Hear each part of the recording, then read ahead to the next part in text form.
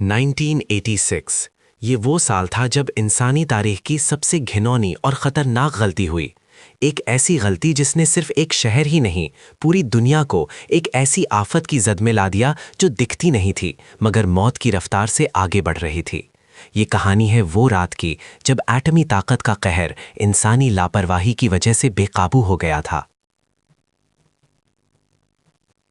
हम बात कर रहे हैं 25 अप्रैल 1986 की, सोवियत यूनियन की यूक्रेन में वाक़ई चेर्नोबिल न्यूक्लियर पावर प्लांट की, खास तौर पर रिएक्टर नंबर 4। ये प्लांट उस वक्त की बेहतरीन मगर इंतहाई खामियों से भरी RBMK टेक्नोलॉजी पर चलता था। इस रात ऑपरेटर्स एक मामूली सेफ्टी टेस्ट की तैयारी कर रहे थे जो उन्हें पावर शटडाउन के दौरान करना था, मगर इस टेस्ट के लिए उन्होंने सेफ्टी प्रोटोकॉल्स को नज़रअंदाज किया। उन्हें इस बात का ज़रा भी अंदाज़ा नहीं था कि उनका रिएक्टर इस वक्त एक शिद्दत से उबलती हुई एटमी देग केटल बन चुका है और एक छोटा सा दबाव भी इसे फाड़ने के लिए काफ़ी होगा। उन्हें मालूम नहीं था कि वो जिस आग से खेल रहे थे वो वही थी जो दुश्मन को राख में बदल देती है। घड़ी में 1:23 हुए थे। ऑपरेटर पावर आउटपुट को कंट्रोल करने की कोशिश कर रहे थे जब अचानक पावर इतनी कम हो गई कि रिएक्टर का कंट्रोल मुश्किल हो गया। ये वो नाजुक लम्हा था जब गलती पर गलती की गई, पावर को दोबारा बढ़ाने की बेतुकी कोशिश की गई और फिर 1:23:40 पर जब उन्हें लगा कि चीज़ें हाथ से निकल रही हैं, एक ऑपरेटर ने इमरजेंसी शटडाउन का बटन दबा दिया, वो मशहूर AZ5 बटन। उनका मकसद था रिएक्टर को फौरी बंद करना, मगर RBM के डिज़ाइन की खामी ने काम बिगाड़ दिया। जब कंट्रोल रॉड्स नीचे गिरे, उन्होंने एक ऐसी केमिकल चेन रिएक्शन शुरू कर दी जिसे हम पॉजिटिव वॉइड कोएफिशिएंट कहते हैं। पावर कम होने के बजाय वो 10 गुना 20 गुना रफ्तार से बढ़ना शुरू हो गई। सिर्फ 7 सेकंड के अंदर पावर इतनी बढ़ चुकी थी जितनी वो रिएक्टर बर्दाश्त नहीं कर सकता था। पहला धमाका भयानक स्टीम प्रेशर का था जिसने 2000 टन वजन की रिएक्टर कैप को हवा में उछाल दिया। अगले ही लम्हे अंदर जमा होने वाली हाइड्रोजन गैस फट गई। धमाका इतना जबरदस्त था कि प्लांट की 1000 टन की छत टूटकर गिर गई। रात के अंधेरे में वहां मौजूद लोगों ने वो नीले सफेद ब्लू वाइट रंग की रोशनी देखी, वो रोशनी जो आयोनाइजेशन की थी, जो इस बात की दलील थी कि रिएक्टर का कोर खुल चुका है और मौत की किरणें सीधी आसमान की तरफ उठ रही हैं। 3. The immediate aftermath, fire and denial. Narrator: धमाकों के बाद सबसे खतरनाक मंजर था छत, रूफ पर और जमीन पर बिखरा हुआ ग्रेफाइट। ये ग्रेफाइट रिएक्टर का फ्यूल था और ये खुली हवा में आग की शक्ल में जल रहा था।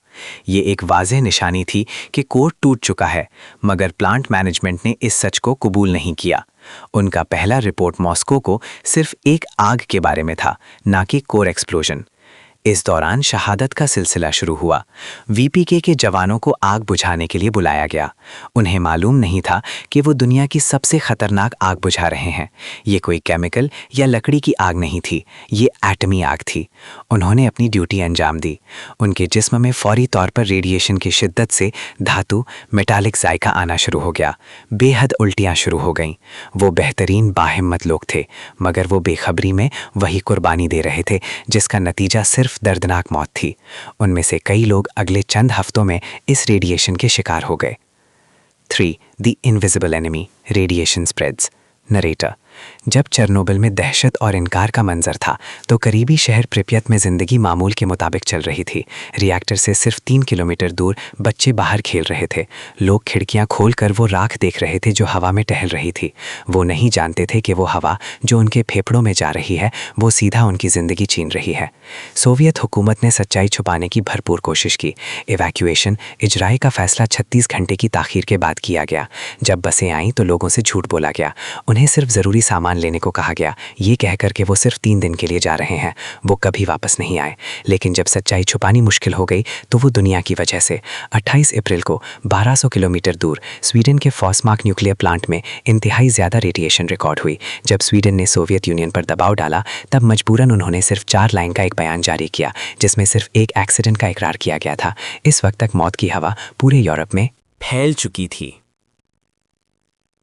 जब सच्चाई आश्कार हुई तो सोवियत यूनियन ने बेहद जद्दोजहद शुरू की। हेलीकॉप्टर्स को हवा से उड़ाया गया और उन्होंने जलते हुए कोर पर रेत, मिट्टी, बोरैक्स और लीड की हज़ारों टन मिकदार गिराना शुरू की। मकसद सिर्फ एक था, मोल्टन कोर को ठंडा करना। इस दौरान वो लोग जो रेडिएशन की शिद्दत से बीमार हुए थे उन्हें मॉस्को के हॉस्पिटल्स में मुंतकिल किया गया। ये वो अफराद थे जिन्हें अब ह्यूमन रिएक्टर्स कहा जा रहा था। उनके जिस्म इतनी रेडिएशन उगल रहे थे कि उनकी देखभाल करने वाले डॉक्टर्स और नर्सेस को भी खतरा था। आखिर में सिर्फ एक ही भयानक हल बाकी था। रिएक्टर नंबर 4 को एक बड़े आहनी ढांचे सार्कोफेगस से बंद कर दिया गया। ये एक ऐसी कब्र थी जो इंसान की सबसे बड़ी गलती को सिर्फ वक्ती तौर पर ज़मीन के नीचे छुपा रही थी। चेरनोबिल का धमाका वो सबक है जो इंसानियत को एटमी ताकत और इनकार की कीमत सिखाता है। वो रात जब पूरी दुनिया एक ना दिखने वाले दुश्मन से डर गई थी और सच्चाई 48 घंटों तक उस रोशनी की तरह छुपी रही जो सिर्फ मौत लेकर आई थी।